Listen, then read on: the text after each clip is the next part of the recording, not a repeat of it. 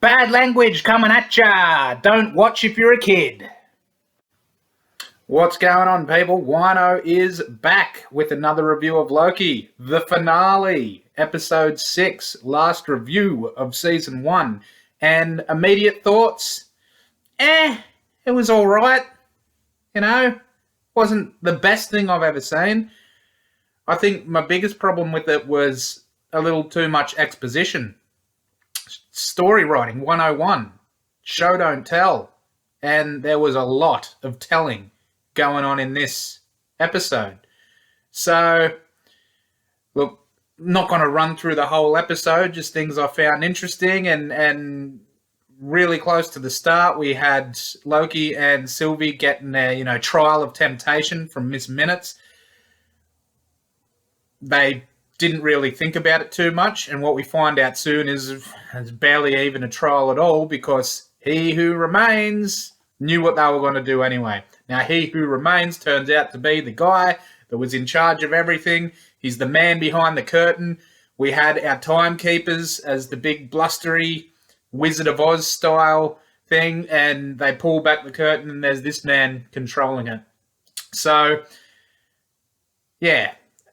First little reference to something else there, Wizard of Oz. And look, the question of fate got brought back up, the question of destiny, and it was kind of the main point of this episode. And that was a question that I quite enjoyed throughout the series. They did kind of let it sit on the back burner for a few episodes there. It was really important at the start, then it kind of just fizzled out and came back in this episode, and kind of switched and turned, because when they were having their little trial of temptation where Miss Minutes offered them anything they could want, and they pretty much turned it down straight away, Loki said, no, we control our own destiny now. So it's like, there you go, they're breaking free of the bonds of causality.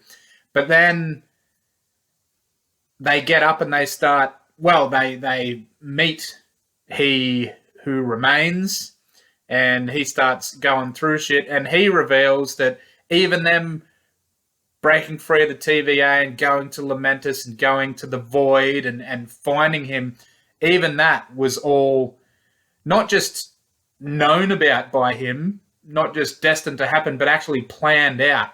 So it turns out we had even less free will. The MCU had even less free will than we thought, because, originally it just seemed like he was pruning the timeline, like what had already happened and what was to happen. He kind of decided, like people still decided what to do, but if they decided something different, he'd prune it and wouldn't happen. Whereas he kind of reveals that, no, he's actually pulling the strings the whole time. He's kind of nudging people in the direction he wants them to go in. So as soon as we think they have their free will, he turns that on its head and he's like, no, you have even less free will than you thought. And that kind of puts a big question for the whole MCU up to this point. Like, no one ever had free will up until this point. And the scene directly after he first tells them that, we have Judge Lady and Mobius reunited and having a little discussion, and they enter the question of free will debate. And because Judge Lady's like, we have to keep pruning the timeline. We have to do as they say. There's got to be a reason behind it. Do you know the chaos that would ensue? Do you know what would happen if we didn't try to control this timeline? And Mobius is like, free will? And Judge Lady's like, free will is only for those in charge. So it's like, she's right down that dictatorial side. But then their little conversation ends with her going through a time door and actually saying that she's going in search of free will. So who knows? Maybe she does think there's a reason for free will, but she wants to be the one to control it. The thing is, we don't see any more of her. We're going to have to catch up with her in the next season, which is confirmed at the end of the episode that there's going to be a season 2. And I think in the first little meeting of He Who Remains and Loki and Sylvie that I've already kind of blown through, there were 2 things I wanted to mention that, like I said, I kind of blew through them because we were on that question of destiny and whatnot. And look, first of all, there was something that really fucking annoyed me, and that was a continuation of what I didn't want to see that I mentioned in the last one, that Loki is going to be playing second fiddle in his own show, that he's not essentially the protagonist, and we find that out when bloody He Who Remains said to Sylvie, "Oh, you've been on a long journey to get here. Like, you've been through such pain, such this, such that." And then he looks at Loki and goes, "And you're just a flea riding a dragon's back, just on for the ride." And I'm like, bull fucking shit, man. He's the fucking title character. He's the protagonist. And yeah, but like, what's he implying? That he's the dragon and Loki was along for the ride, or Sylvie's the dragon and he just hitched himself to her wagon. Either way, I didn't like that. Didn't like that line. Didn't like the further bitching out of Loki. And the other thing I noticed, I think it was in that conversation, was a little wink to who I think he's supposed to be, and that's Kang the Conqueror. I don't know a whole lot about Kang the Conqueror, but I know he time travels and stuff. And in his little speech about who he is, he's like, "I've been called many things, a ruler, a conqueror." I'm like, well, pretty on the nose there. So, yeah, I suppose he is Kang the Conqueror, but he in the end, he says he doesn't have a name, and you know, like, He Who Remains is basically what he is for this episode. But anyway, back to the question of destiny. Towards the end of the episode, we finally get to the point where it's not all being controlled by him. Like, he moves past the threshold in time of everything he'd already known up till then, and he leaves it up to Loki and Sylvie what they want to do. Now, he's gone through, at this point, like, before that happens, he's gone through a very long speech about who he is and how he got there and the reasons for why he controls everything. And this was the biggest thing that I said at the start of the episode, of too much exposition, like too much tell, don't show. Like, maybe they could have had a flashback, or maybe he could have had some type of screen where he showed them. Because, look, it made sense within the narrative for him to be sitting there telling them, and they tried to do a little show by having him have these little figurines that kind of showed stuff, but they didn't really do much. They were just kind of still figurines. They didn't act things out. And while it made sense, it wasn't the type of exposition that's just like, why are they telling this to each other? They already know. Like, he was explaining it to Loki and Sylvie, so it made sense within the narrative. But the thing is, there are much more engaging ways to tell a story to an audience than just to have someone sit there and tell you the story. Like, you should have shown us what that was. And basically, I run through it really quick, and he's from year, I don't know, the 35th century or something like that. I forget, but it's the future from where Loki was when he got caught in 2012, and they've just been a kind of in a no time thing in the TVA. But he's from the future from where we are anyway, and he was like a scientist or something, and he found something out about the time vortex and shit, and he was able to, he found out universes were stacked on top of each other. That's right. And he was able to access those other universes and meet other versions of himself, and all those other versions of himself would all teach each other things and you know, enhance their knowledge and everything like that. And then at some point, there are versions of himself that wanted to have all the power, so they started wars with the other versions of themselves, and they pretty much threw the entire multiverse into a war of just him battling different factions of himself. Then this version of him came across Goliath, who was an entity, a beast that could devour space and time, and he was able to weaponize it, win the war, then set the prime timeline and make sure everything stayed along that line to ensure harmony and to ensure all the different versions of himself didn't kill each other. So at the end, his proposal to Loki and Sylvie is, you take over my job now. I've been doing this for so long. I'm tired of it. I don't want it anymore. And it's up to them because he knows they want to kill him, especially Sylvie. He basically convinces Loki with his speech because that's kind of where we get the only action in the episode because they disagree at the end. Once we've gotten past the threshold of everything he knows and he's like, ooh, anything could happen now. Sylvie tries to kill him. Loki tries to stop her and just at least think and like, what if he's telling the truth? But the thing I didn't understand is like, if she killed him, it would open up all the multiverses and different versions of him would come back and it would just start the multiverse war all over again. But what I didn't understand is what happens to him if she doesn't kill him? What happens to him if Loki and Sylvie decide they do want to take over? He doesn't die. He can't go back into the timeline because surely he'd change it somehow. Does he just go live in the void? Does he just live in the TVA somewhere, just waiting out his time? I didn't quite understand what he'd be doing if he didn't get killed. But anyway, Loki and Sylvie fight each other.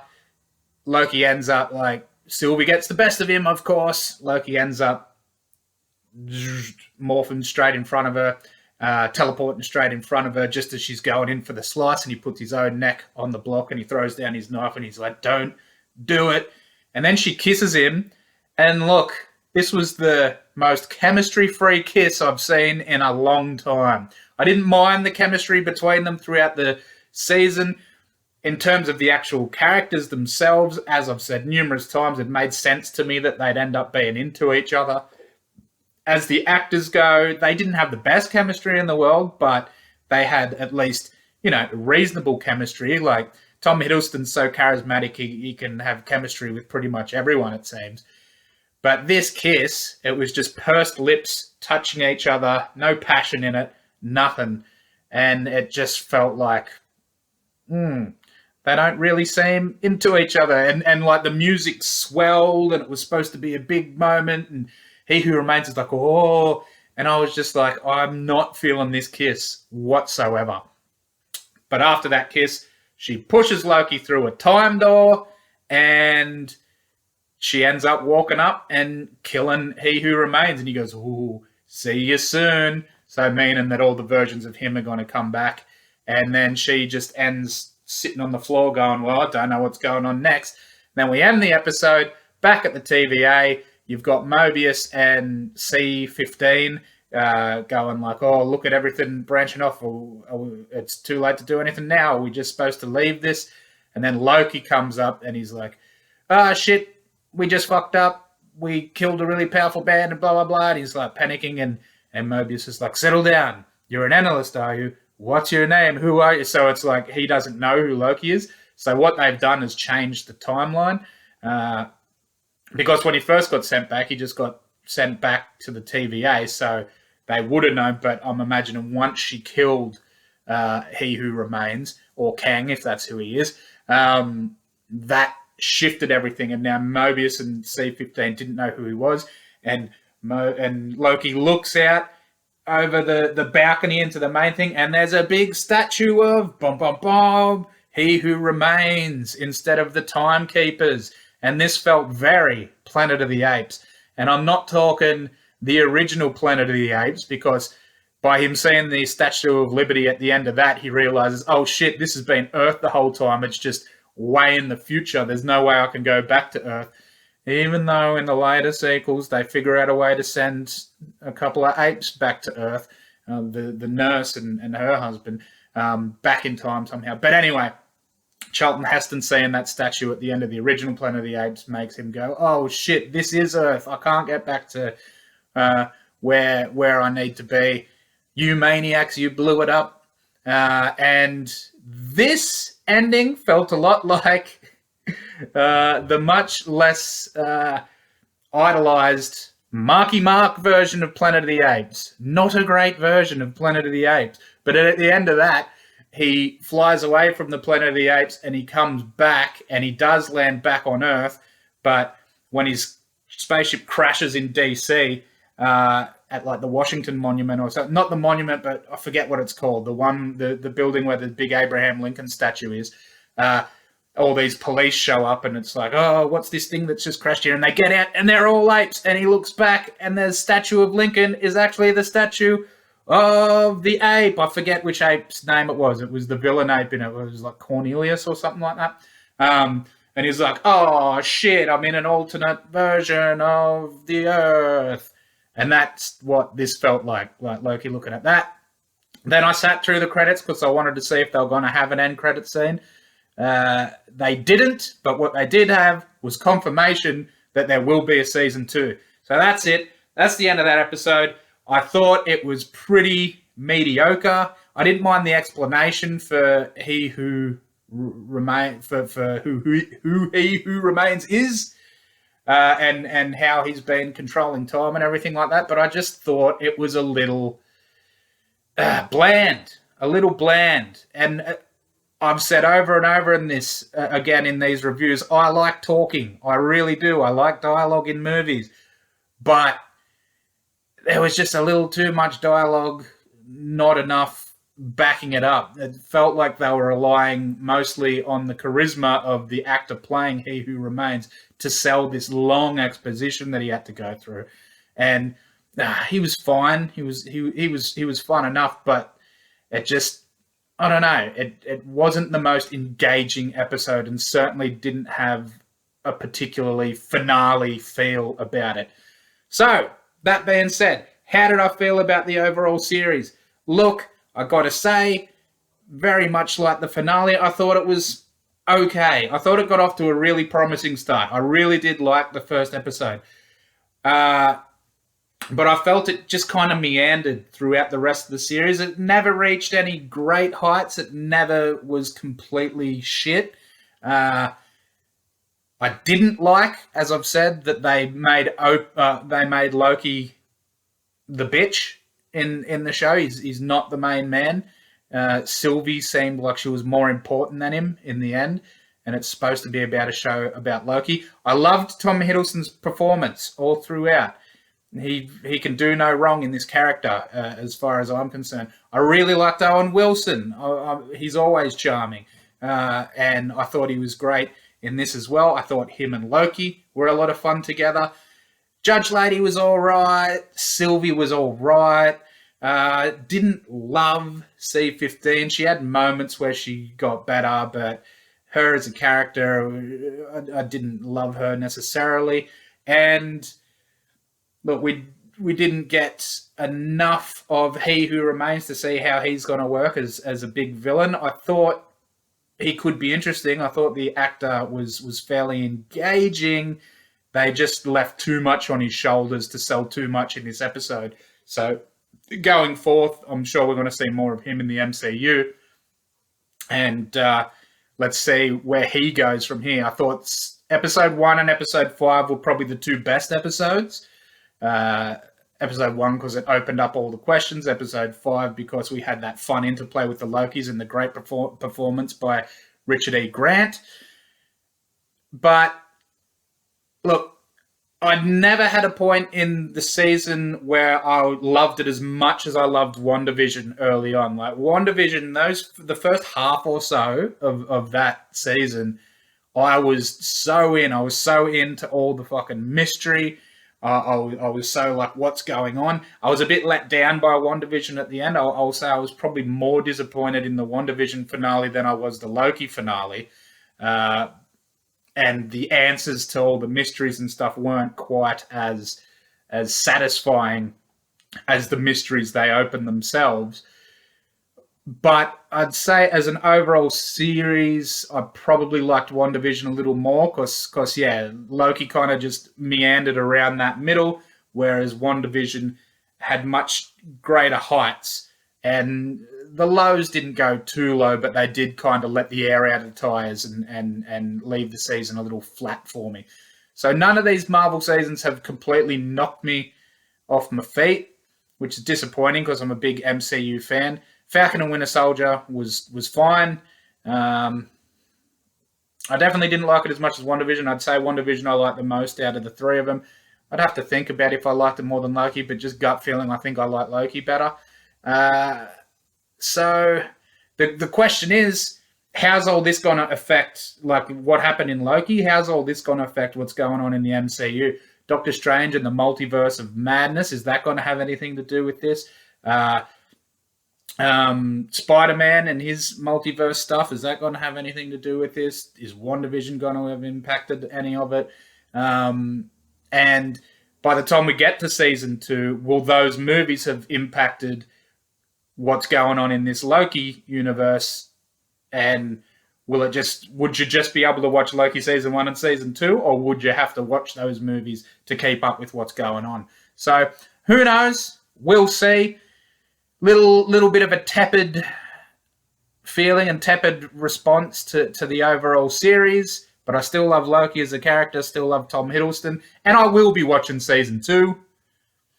Let me know what you think. You agree with me? You disagree? Fucking sound off in the comments. Tell me I'm a piece of shit.